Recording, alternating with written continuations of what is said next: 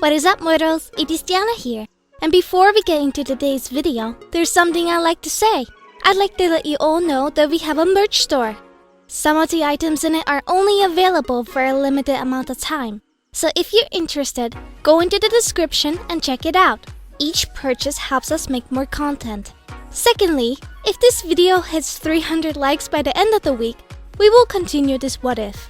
Thirdly, if you didn't know, only 41.3% of you guys have subscribed to us. So please hit the subscribe button and click the bell icon. Now, with that out of the way, let's get into the story. The adrenaline and stress of the situation swept over Izuku's body and devoured him. By the time he realized he was moving, his body was in a full-on sprint. Midoriya's thoughts were running a mile a minute. Everything seemed to slow down.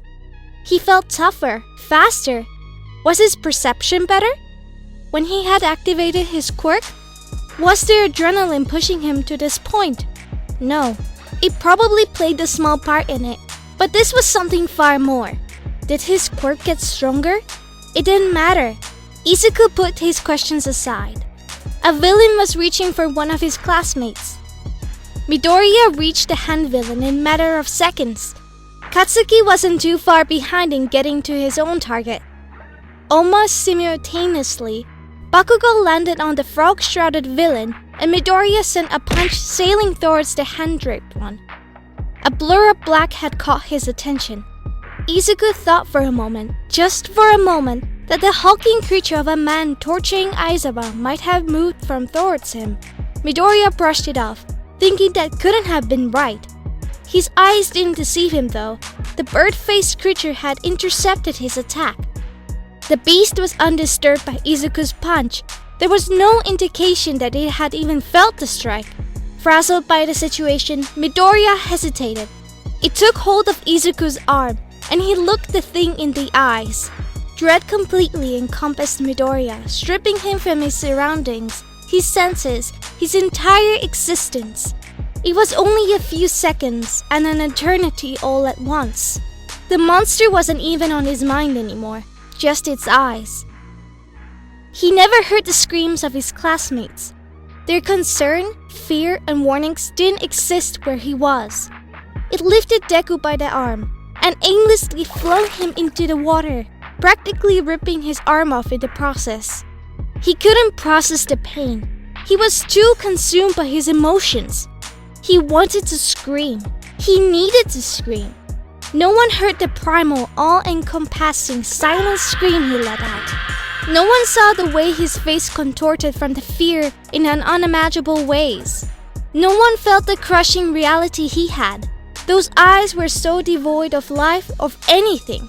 He might as well have been staring into complete oblivion. He didn't feel it when he hit the water. He didn't know that was when he passed out. He never know. Izuku woke up hours later in Recovery Girl's office to the sight of a stone-faced, puffy-eyed Katsuki and a lanky, deathly-looking blonde man. Prompted by Midoriya's asking, Bakugo explained what happened.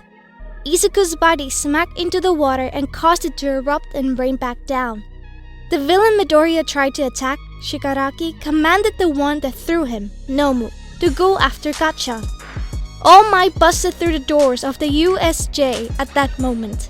The hero announced his presence to everyone before speeding to save Katsuki and the others faster than any of them could see.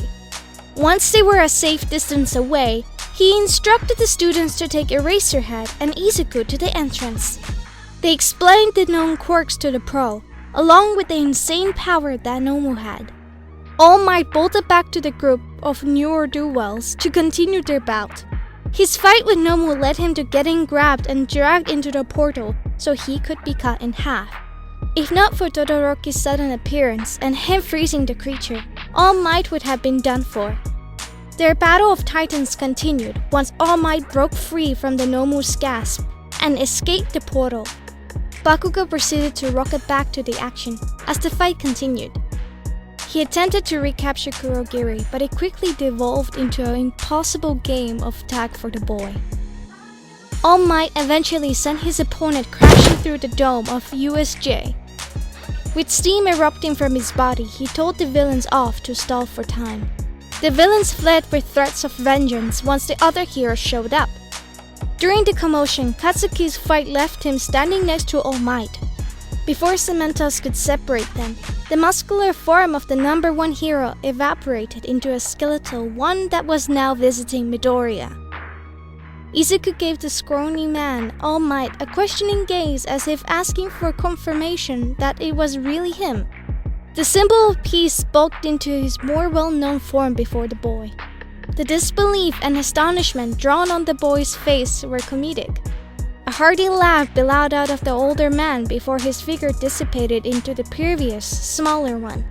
Bakugo kept quiet as he explained to Midoriya the events that had led to his current state. All Might told the boy everything. From his master passing One for All to him, to his devastating battle with All for One. Izuku interjected with some questions throughout his tale. The most important one he would ask, though, was after everything had been explained. Why are you telling me this, All Might? If this information was leaked to the public, who knows what would happen? Midoriya's face was stricken with concern and confusion as he spoke. All Might gave him a light, airy chuckle. I want you, young Midoriya, to inherit my power. Before we get back into the story, I would like to say that we've got a second channel called Anime Deep Dive. Anime Deep Dive goes over the hard facts of the anime presented. Now, in case you guys didn't know, we have a third channel called Anime Theory. Anime Theory mainly focuses on a large variety of mind-boggling anime theories. If you are interested in content like this, please go check the description below or click the icon in the top right corner. Now, with that out of the way, let's get back into the story. He spread his arms in a grandiose way as if to emphasize what he was saying. Izuku was in awe. Obviously, he would say yes. Why wouldn't he? He had no doubt about his skills when it came to combat, or how powerful his quirk was. One thing still bothered him though. Why me? If it was solely for his quirk or abilities, then surely someone more experienced would be a better choice. All Might gave another chuckle at the boy's question. Young man, when we first met, you asked me if you could be a hero. You said you wanted to be the strongest hero and save everyone with a smile. To be honest, I brushed you off and gave you a rehearsed response that I would have given anyone.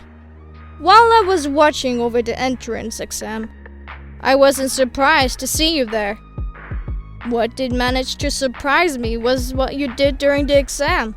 You kept going out of your way to help others who were struggling. When you were tired from saving others and defeating robots, you ran headfirst towards the zero-pointer. When someone saw you in trouble, you inspired others to take action. From what young Bakugo told me, the same thing happened before I arrived at the USJ. Top heroes have stories about them from the school days. Most of their stories have one thing in common. Their bodies moved before they had a chance to think. That was true for you too, wasn't it? Izuku thought back to the time when Ochaku was about to be crushed by the zero-pointer. Earlier the same day when Itsuyu was about to be attacked by Shigaraki. He hadn't thought about what he was doing. He didn't have time to do that before his body started moving. His face changed from shock to determined. He was ready. Yes. He confirmed what All Might had said. But it was more than that. He wasn't just telling his hero that his suspicions were correct. Izuku Midoriya was accepting the power of One for All. Katsuki smirked, turned his head away, and folded his arms. Don't think this means you're better than me, you damn nerd. I'm still gonna be number one, even without some borrowed power. There was a hint of playfulness hidden beneath his words. He wasn't making light of the statement or joking around. Bakugo was determined to be the next number one. He wouldn't lose to Deku, but that didn't make the rivalry any less of a friendly one. Happy with his choice of successor, All Might plucked out a piece of his hair and extended it to Midoriya. Eat this. The flat tone of All Might's voice caused both of the kids to freeze. Izuku's face paled at the idea of eating someone's hair. After a few seconds of silence, Bakugo's howling laughter filled the room. The young freckle-faced boy tried to see if there was another way that he could go about obtaining All Might's power, but this was the most convenient method. Begrudgingly, he took the hair and forced it down his throat. It felt horrible. Toshinori explained that it would take a few hours for the power to kick in, and advised the boys to head him before he took his leave. The next morning, Kacchan and Deku got a message from All Might, telling them to meet with him at the Dagobah beach. They arrived together just after sunrise, and were encountered by the skinny form of Toshinori Yagi, smiling and waving them down. They met up amidst the piled-up garbage that covered the once beautiful area. It was impossible for the others to see what they were doing, or that they were there in the first place. After a quick greeting, All Might went straight into explaining the ins and outs of using One for All.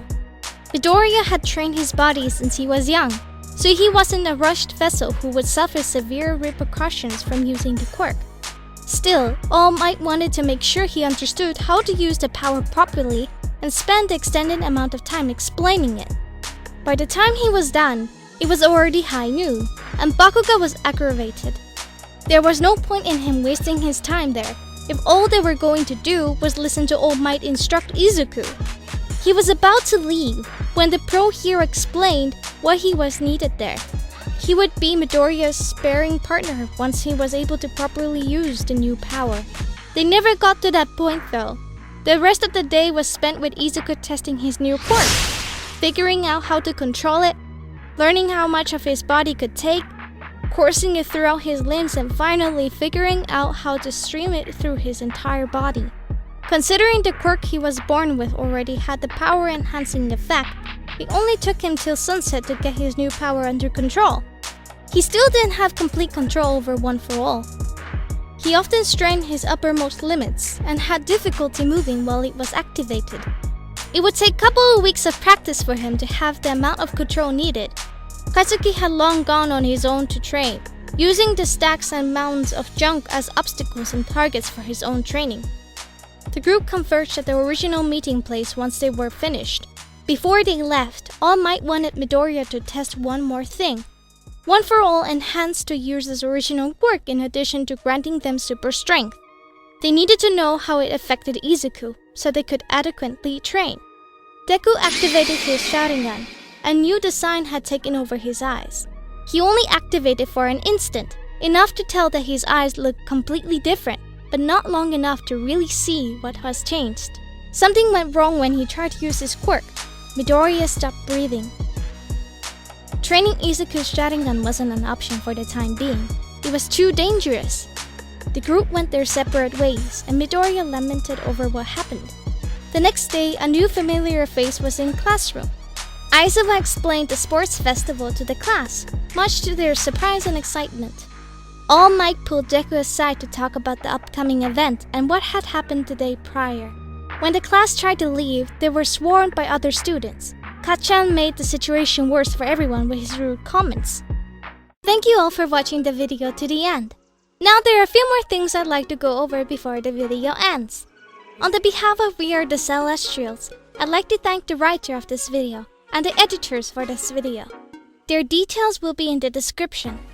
If you're a voice actor, editor, or writer, or you're interested in becoming one of those, go to the Discord that is in the description of this video and hit up the head of one of those areas. That's it from us for today's video. So thank you all for watching, and don't forget to hit that subscribe button if you're interested, and hit that like button if you liked the video. Until next time, peace out mortals, have a fantastic day!